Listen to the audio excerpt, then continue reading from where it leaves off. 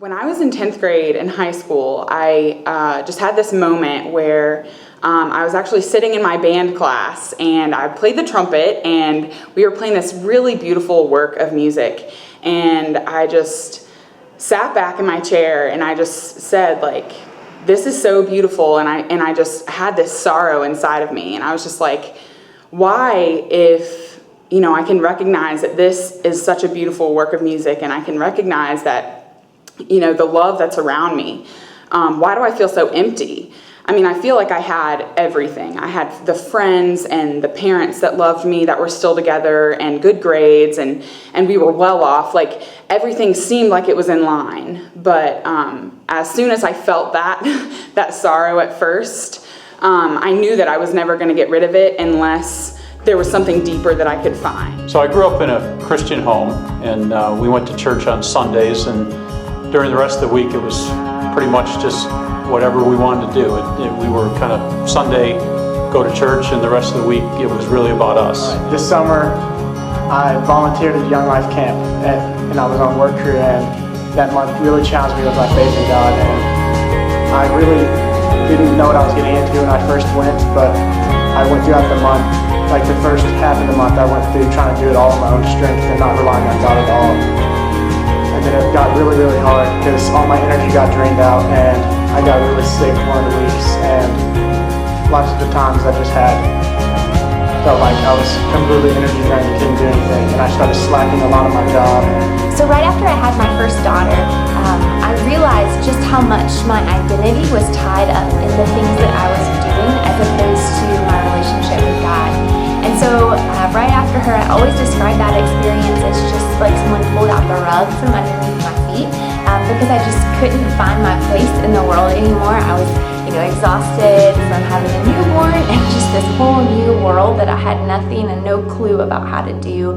And I really struggled of just knowing where I could go. I've been a Christian essentially all my life, but like I said, I defined myself so much by what I was doing in ministry and how there's the people I was serving, and that's what made me a Christian. I could just sit and wait for all your goodness, hope to feel your presence. And I could just stay right where I am and hope to feel you, hope to feel something again.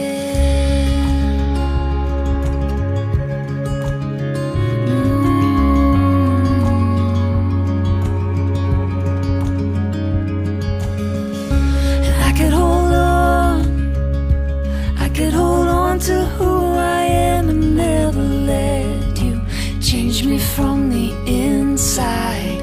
And I could be safe, I could be safe here in your arms and never leave home, never let these walls down. But you have called me higher, you have called me deeper, and I'll go where you will lead me, Lord.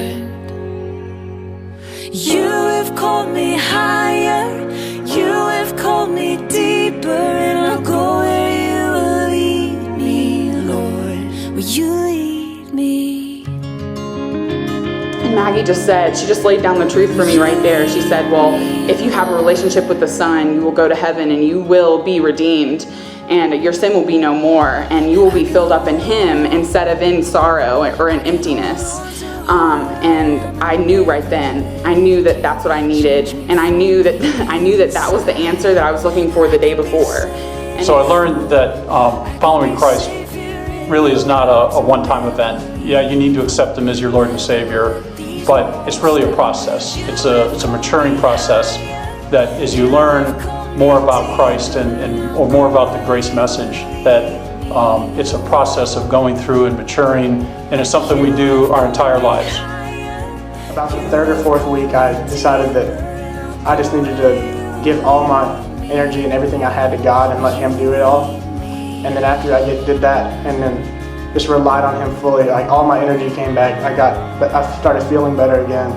I started doing my job as much as I could and to my full ability, and the month just got amazing and made it one of the best months of my life. So, it took this kind of life-changing moment for me to realize that's not who I am. I'm a mother, I'm a wife, I'm a campus minister, but that's not my calling. My true calling is to be a follower of Christ and to be a daughter of the King. And so through that process of becoming a mom and having a daughter of my own and someone who was so dependent on me, my relationship with God started to change, that I realized it wasn't what I could do for him, but his love for me.